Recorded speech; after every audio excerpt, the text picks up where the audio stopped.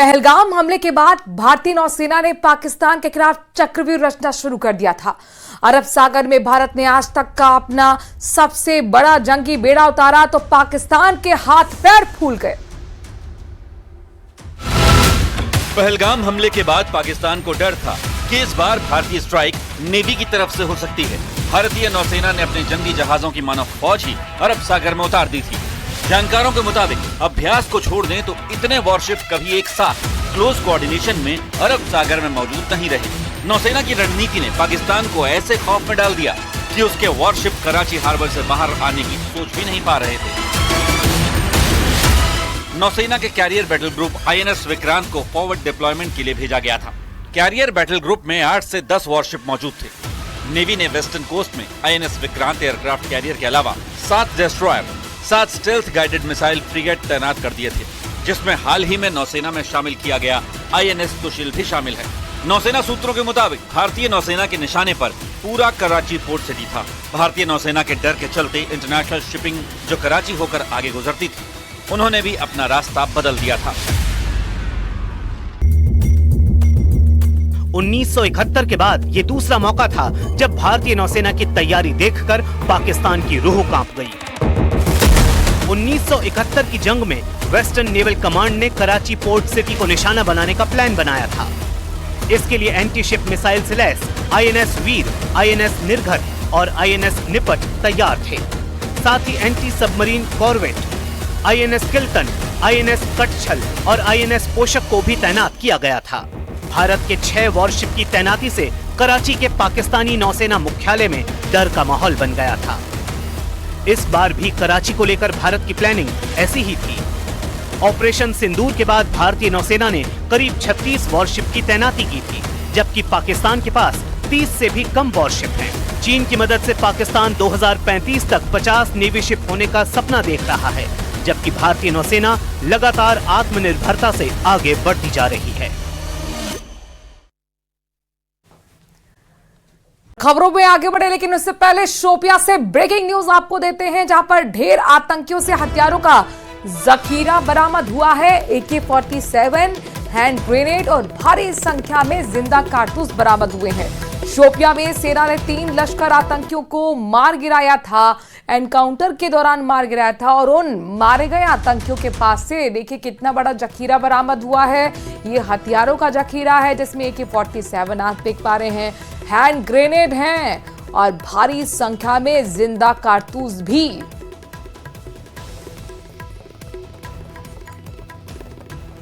Killer operation में सुरक्षा बलों को एक बड़ी कामयाबी हुई थी, जिसमें 3 आतंकवादी मारे गए थे और आज यहाँ पे उनसे जो गोला बारूद हथियार जो जब्त किया गया है उसको दिखाया गया है। 20 RR ने एक बहुत बड़ा काम अंजाम दिया, क्योंकि शाहिद कुटे जो पिछले 6 सालों से सक्रिय था और कई इन्वॉल्वमेंटों में शामिल थे, चूंकि सुरक्षा एजेंसीज का ये मानना था, इन्होंने कई बड़े अटैक अंजाम दिए और कल उसको भी मार गिराया गया है। और आप देख सकते हैं कि यहाँ पे जो है विजुअल्स में ये है, हम दिखाने की कोशिश करेंगे थोड़ा। आप देख सकते हैं कि यहाँ पे जो है बिल्कुल यहाँ पे उनके जो हथियार है AK-47 यहाँ पे दिखाना चाहेंगे आपको। आप देख सकते हैं कि किस तरह यहाँ पे उनके जो बैग्स है वो यहाँ पे AK-47 2 और कुछ नकदी पैसे, 3 हैंड ग्रेनेड और बहुत सारे मैगजीन यहाँ पे जब्त कर लिए गए। उनसे बिस्किट है, खाने पीने के सामान है, मोबाइल है और सारी जो ये यहाँ पे जो रिकवरी की गई है उनसे वो रिकवरी यहाँ पे मीडिया के सामने रखी गई है।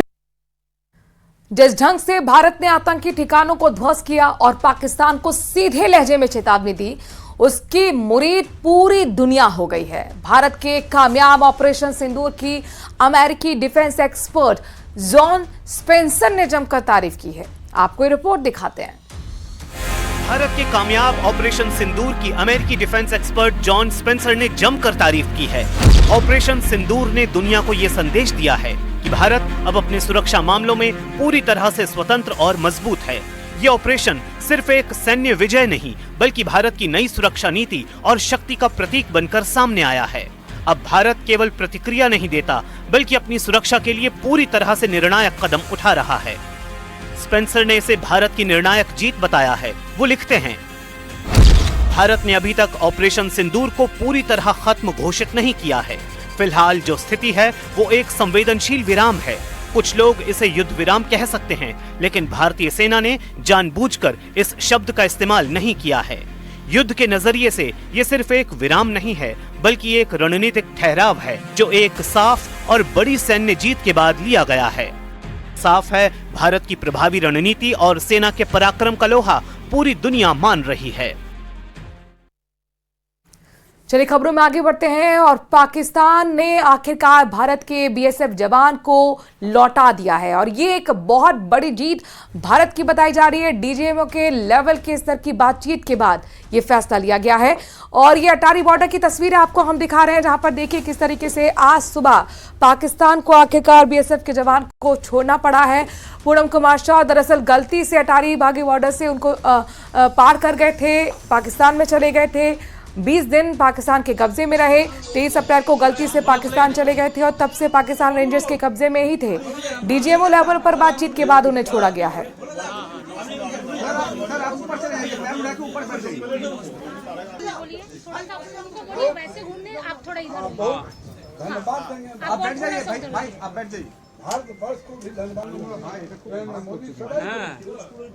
देखिए मैडम, सबसे बड़ी बात तो 20 दिन वो हमारे देश में नहीं थे, पाकिस्तान की तरफ से अरेस्ट हो गए थे। तो आज तो बहुत ही खुशी हुई। सुबह में ही फोन आया था सीओ साहब का वहाँ से कि देखिए वो पीके साहब आ गए हैं, इंडिया आ चुके हैं, टेंशन मत लीजिए, वो एकदम सही सलामत है, आप टेंशन मत लीजिए, बिल्कुल ठीक है। और मेरे हस्बैंड ने भी मुझे वीडियो कॉल किया था, एकदम टोटली वो फिट है, फिजिकली फिट है और बोल रहे थे कि टेंशन मत लो, मैं ठीक हूँ, मैं फ्रेश होके मैं तुमको 3 बजे फोन करता हूँ। घर कब तक आएंगे, कोई बात नहीं मैडम, अभी तो कुछ नहीं बताए वो। उनको छोड़ने को लेकर देखा गया कि काफी बातचीत की गई, बहुत जी सब आए, सीएम से भी आपकी बात जी। देखिए मैडम, उनसे तो मेरी 3 दिन पहले कांटेक्ट हुई थी, 4 दिन पहले। तो उन्होंने मुझे कहा था कि टेंशन मत लीजिए, इसी हफ्ते आपके हस्बैंड आ जाएंगे। मैंने उन्होंने भी बहुत योगदान दिया, बहुत जोर शोर से वो भी बात कर रही थी। बीएसएफ के डिपार्टमेंट में जितने भी सीनियर है, हमारे यहाँ के जो चेयरमैन है वो तो शुरू दिन से ही लगे हुए हैं और कल्याण सर भी आए थे, फोन पे वो भी बात करते थे कैसे है, नहीं है, टेंशन मत लीजिए, आपके हस्बैंड बहुत जल्दी। देखिए सभी का सपोर्ट है, पूरी देश मेरे लिए खड़ी थी, तो सबको हाथ जोड़ के थैंक यू कि आप लोगों की वजह से ही मेरे हस्बैंड इंडिया आ पाए हैं। मैं क्या, मैं जो आज 23 तारीख से पाकिस्तान का कब्जा में था, आज 23 दिन के बाद 24वां दिन जो हुआ, हमें लड़का को केंद्र सरकार, राज्य सरकार सभी मिलकर हमें लड़का को पाकिस्तान से रिलीज कराया और रिलीज कराकर इंडिया में लाया। इन लोगों को धन्यवाद देते हैं, धन्यवाद देते हैं और हम फिर चाहते हैं कि लड़का जब आया तो फिर अपने देश के रक्षा में फिर लग जाए। बस यही मेरा कहना है कि सभी को धन्यवाद देते हैं।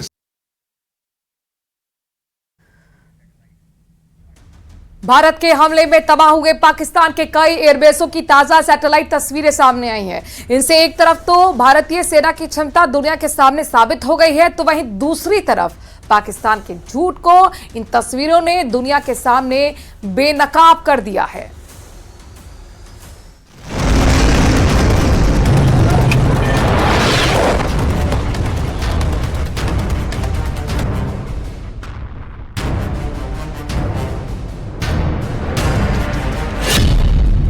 पाकिस्तान एयरबेस की तबाही के नए सबूत।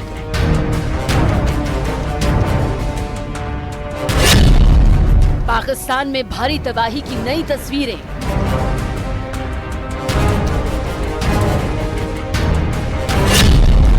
मुनीर और शहबाज देख लो एयरबेस की तबाही के सबूत।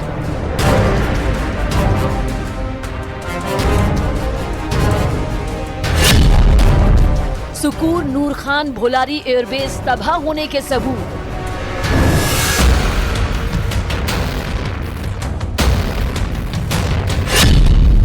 जिकोबाबाद सरगोधा एयरबेस तबाह होने के पक्के सबूत।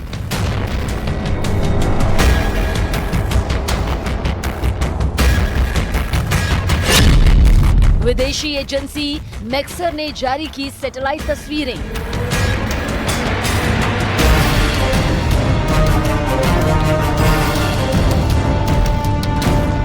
ये तस्वीरें दुनिया के सामने पाकिस्तान के झूठे दावों की पोल खोलने का ताजा सबूत हैं। जी हां, भारत पाकिस्तान के बीच हाल ही में हुए सैन्य टकराव के बाद अब दुनिया की मशहूर विदेशी private satellite company Maxar technologies ने तस्वीरें जारी की हैं, जिनमें साफ तौर पर देखा जा सकता है कि भारतीय वायुसेना की सटीक और पावरफुल स्ट्राइक ने पाकिस्तान के कई एयरबेस को बुरी तरह नेस्तनाबूद कर दिया। सैटेलाइट कंपनी की इन हाई क्वालिटी की तस्वीरों को पाकिस्तान के सेना प्रमुख आसिम मुनीर और पीएम शहबाज शरीफ को भी देखना चाहिए, जिनकी जुबान झूठे दावे करती नहीं थकती।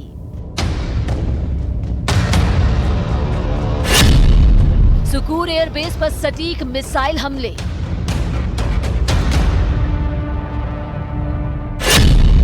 सुकूर एयरबेस का रनवे और हैंगर तबाह। भारतीय वायुसेना ने ऑपरेशन सिंदूर के तहत पाकिस्तान के सुकूर एयरबेस पर सटीक मिसाइल हमले किए, जिसमें रनवे और हैंगर तबाह हो गया। मैक्सर सैटेलाइट तस्वीरों से हमले की पुष्टि हुई और इंडियन एयरफोर्स की ये स्ट्राइक पाकिस्तान की सैन्य क्षमताओं को कमजोर करने में अहम साबित हुई। जहां F-16, AB, block 15, ADF fighter jet संचालित किए जाते हैं और पाकिस्तान की सदर्न एयर कमांड का अहम हिस्सा है। पाकिस्तान वायुसेना की लाइफलाइन पर निशाना।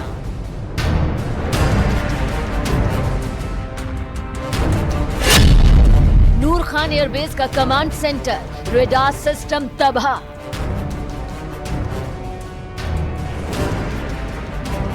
इस्लामाबाद के नूर खान एयरबेस पर भी भारतीय वायुसेना के हमलों से पाकिस्तान को जबरदस्त तबाही झेलनी पड़ी। भारतीय वायुसेना के हमले में नूर खान एयरबेस के रनवे, कमांड सेंटर और रडार सिस्टम को भारी नुकसान पहुंचा। दूसरे शब्दों में कहें तो नूर खान एयरबेस पर भारतीय वायुसेना के हमले ने पाकिस्तान की कमर तोड़ दी। नूर खान एयरबेस को इस्लामाबाद से महज 10 किलोमीटर दूर पाकिस्तान का सैन्य प्रमुख बेस बताया जाता है।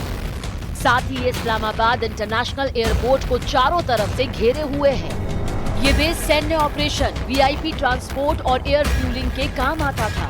इसी बेस पर कई ट्रांसपोर्ट स्क्वाड्रन की तैनाती थी और वहां पर पाकिस्तान वायुसेना के अफसरों को ट्रेनिंग भी दी जाती थी। इस बेस को पाकिस्तान वायुसेना की लाइफलाइन भी कहा जाता है। भुलारी एयरबेस को सबसे ज्यादा नुकसान, पाकिस्तान की हवाई क्षमताओं को झटका। भारतीय वायुसेना की कार्रवाई में पाकिस्तान के भुलारी एयरबेस को काफी नुकसान पहुंचा। सैटेलाइट तस्वीरों में बमबारी के निशान साफ दिख रहे हैं, जिससे पाकिस्तान की रणनीतिक हवाई क्षमताओं को बड़ा झटका लगा। शहबाज एयरबेस को भारी नुकसान, एयर डिफेंस सिस्टम और रडार नेस्तनाबूद। इसी तर्ज पर भारतीय एयरफोर्स की स्ट्राइक में ज़ैकोबाबाद के शहबाज एयरबेस को भी गंभीर नुकसान पहुंचा। यहां एयर डिफेंस सिस्टम तबाह कर दिया गया और रडार को भी नुकसान पहुंचा। पाकिस्तान का एयर ऑपरेशनल सिस्टम लगभग ठप हो गया। ज़ैकोबाबाद एयरबेस अंतर्राष्ट्रीय सीमा से लगभग 200 किलोमीटर दूर है। ये राजस्थान के लोंगेवाला से पश्चिम में पाकिस्तान के सिंध प्रांत में है। सरगोधा एयरबेस पर भारी तबाही, रनवे पर बने गड्ढे और हैंगर ध्वस्त। भारतीय वायुसेना की सटीक स्ट्राइक में पीएफ सरगोधा बेस को भारी नुकसान पहुंचा। रनवे पर गड्ढे, ध्वस्त हैंगर और जली हुई संरचनाएं स्पष्ट दिखी। मैक्सर की बाद की तस्वीरों में तबाही का स्तर साफ नजर आया, जिससे पाकिस्तान की वायुसेना क्षमताएं बुरी तरह प्रभावित हुई।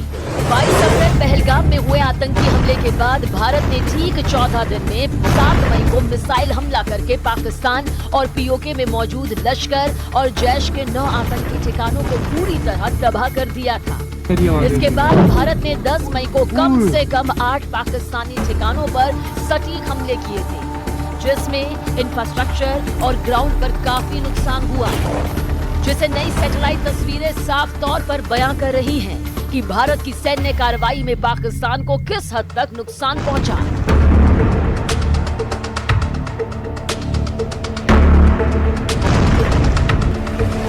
जय Hind.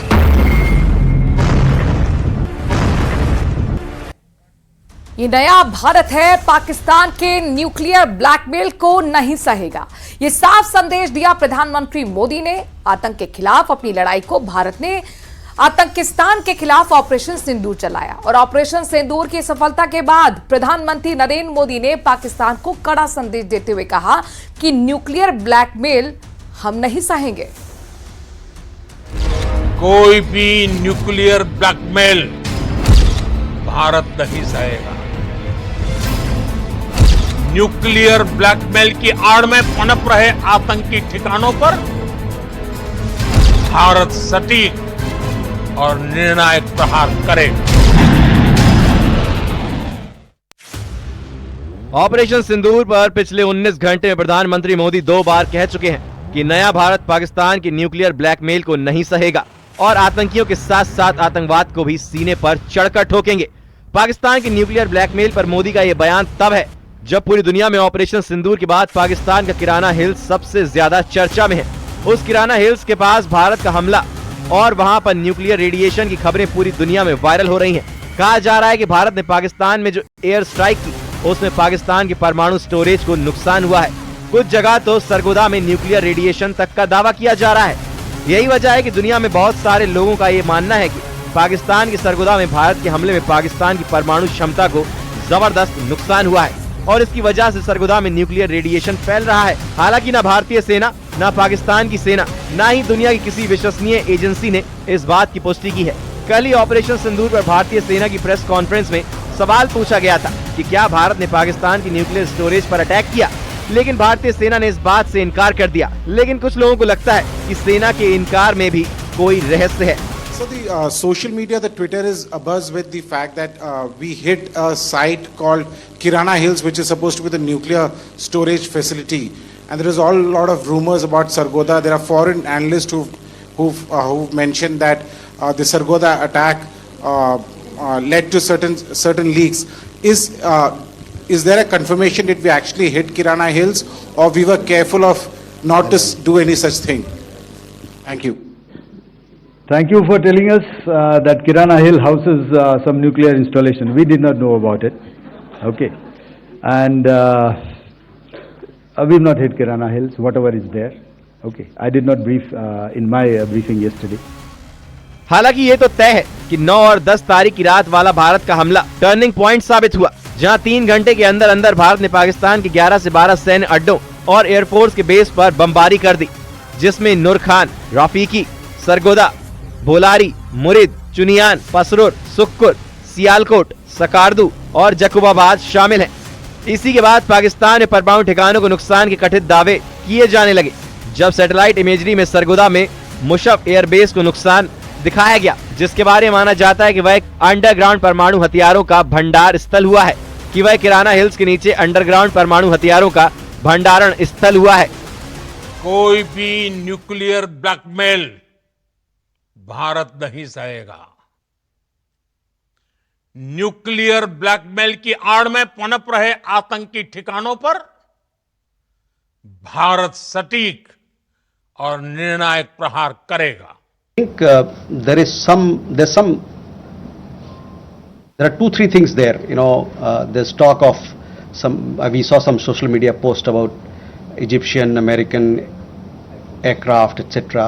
But those questions are for them to answer, not for us.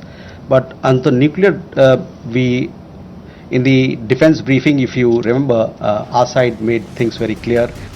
हालांकि सच क्या है ये तभी पता चलेगा जब पाकिस्तान दुनिया की किसी एजेंसी को उस इलाके में जाने देगा जो दुनिया के लिए प्रतिबंधित है। लेकिन इन्हीं अटकलों के बीच मोदी का यह बयान आना कि भारत पाकिस्तान का न्यूक्लियर ब्लैकमेल नहीं सहेगा, ये बात कई लोगों को खटक रही है। इसके अलावा आज भारतीय विदेश मंत्रालय ने भी कहा है कि पाकिस्तान में मिस्र के विमान आए या नहीं, ये बताना पाकिस्तान का काम है। Bureau report, news 18। भारत और पाकिस्तान के बीच अब तक 4 बार युद्ध हुआ है, जिसमें हर बार दुश्मन देश को मुंह की खानी पड़ी है। उन्हीं में से एक था 1971 का लोंगेवाला युद्ध। ये जंग राजस्थान के जैसलमेर बॉर्डर पर लड़ी गई, जिसके निशान आज भी वहां पर मौजूद है।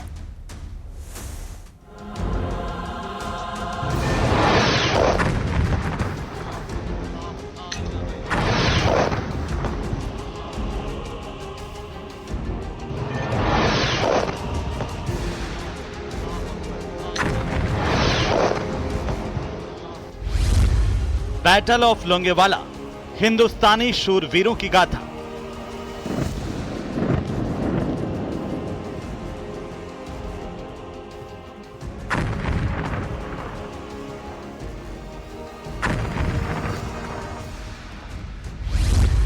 जब मेजर चांदपुरी की टुकड़ी ने पाक सेना के छुड़ाए थे छक्के।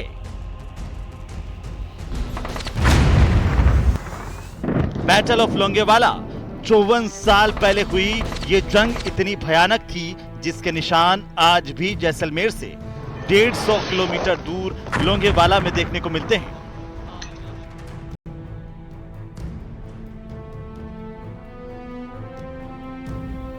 उन्नीस में जब पूर्वी पाकिस्तान यानी आज के बांग्लादेश में पाकिस्तानी सेना के अत्याचारों के खिलाफ भारत ने आवाज बुलंद की तो पाकिस्तानियों ने भारत की पश्चिमी सीमा की लोंगेवाला पोस्ट पर अचानक हमला कर दिया। 4 दिसंबर 1971 की शाम करीब 40 से 50 पाकिस्तानी टैंक 3000 जवानों के साथ लोंगेवाला में घुस आए।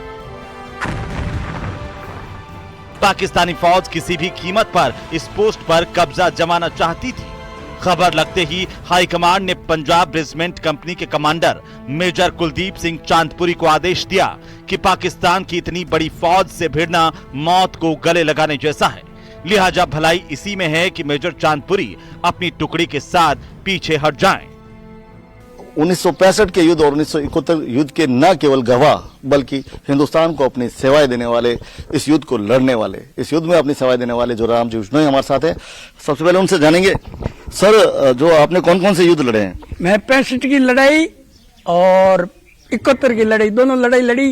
65 की लड़ाई में मैं पंजाब में था और 71 की लड़ाई में राजस्थान में कन्नौज में था। 1971 में जब युद्ध हुआ था, पाकिस्तानी सेना भारत की सेना से मार खाकर भाग गई थी, फिर आप 2 टैंक लेके आए जोधपुर। वो तो बाद में लाया टैंक। पहले दिन तो जिस दिन लड़ाई शुरू हुई थी नहीं, उस दिन सुबह सुबह वो जो होना था एक आधा घंटे के अंदर सब हो गया एयर अटैक से। हमारे टैंक थोड़े दूर रह गए थे, बाद में तो टैंक भी पहुंच गए थे। 4 टैंक हमारे थे मौजूद, वो तो पहले झटके में उन्होंने बर्बाद कर दिए और उनमें एक स्टाफ खत्म हो गया, बाकी सब जिंदे रह गए।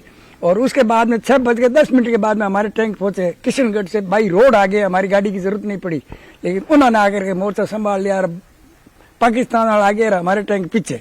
युद्ध के दौरान ये होती था, जोधपुर अंदर जैसे सायरन बजता, हमको सब खाई खोज रखी थी, मोर्चे खुदे हुए थे, तो सायरन होते मोर्चे में घुस जाते और सायरन नहीं होता फिर वापस आ जाते सब। मतलब वो लाइट नाव की चीज नहीं करते थे बिल्कुल। अच्छा, पूरा ब्लैकआउट किया जाता? ब्लैकआउट बिल्कुल, लाइट बीड़ी नहीं जलाते थे, कुछ नहीं। लोंगेवाला आर्मी पोस्ट जिस रेगिस्तानी क्षेत्र में थी, वहां से सैकड़ों किलोमीटर दूर कोई बेस नहीं था, यानी कोई मदद रातों रात नहीं पहुंच सकती थी। एयरफोर्स इकलौता सहारा थी, लेकिन उस वक्त हमारे पास रात में उड़ने वाले विमान नहीं थे, तो यह भी मदद करने में लाचार थी। लिहाजा सिर्फ बंदूकों और 2 एंटी टैंक गन्स के साथ तैनात 120 जवानों ने दुश्मन से टकराने का फैसला किया। मौत के साये के बीच मेजर कुलदीप और उनके शूरवीरों ने फैसला किया कि लोंगेवाला पोस्ट को बचाने के लिए वे आखिरी दम तक लड़ेंगे, क्योंकि उन्हें पता था कि दुश्मनों की इतनी बड़ी ब्रिगेड अगर आगे बढ़ती और जैसलमेर तक पहुंच जाती तो इसका नुकसान बहुत बड़ा था और पाकिस्तानी फौज जोधपुर पर कब्जा कर लेती। लेकिन मेजर चांदपुरी के दिमाग में कुछ और ही चल रहा था। उन्होंने रणनीति के तहत आर्मी पोस्ट से 200 मीटर के दायरे में माइंस बिछाई, टैंकों के आने वाले रास्ते में पानी के गड्ढे बनाए गए और पाकिस्तानी फौज को 100 मीटर के दायरे में आने दिया। लोंगेवाला पोस्ट पर कंप्लीट साइलेंस देखकर पाकिस्तानी फौज करीब आती गई। जैसे ही पाक सेना दायरे में आई, भारतीय शूरवीरों ने पूरी ताकत से धावा बोल दिया। 70 साल के आप हो और 71 में एक लड़ाई हुई थी पाकिस्तान। हाँ, 71 लड़ाई हमें पूरा याद है। 17-18 साल का था मैं। क्या याद है, क्या हुआ था? लड़ाई हुई थी रात को, उनके आवाजात खूब आए थे, हमारे इधर बम डाल दिए थे, 15-16 बम डाले। देवी का मंदिर था उसके पास में, एक ही फूटा नहीं, कोई नुकसान नहीं हुआ। और अब मौका है मोदी जी को, पाकिस्तान के 4 टुकड़े कर दे, पीयू के ले ले।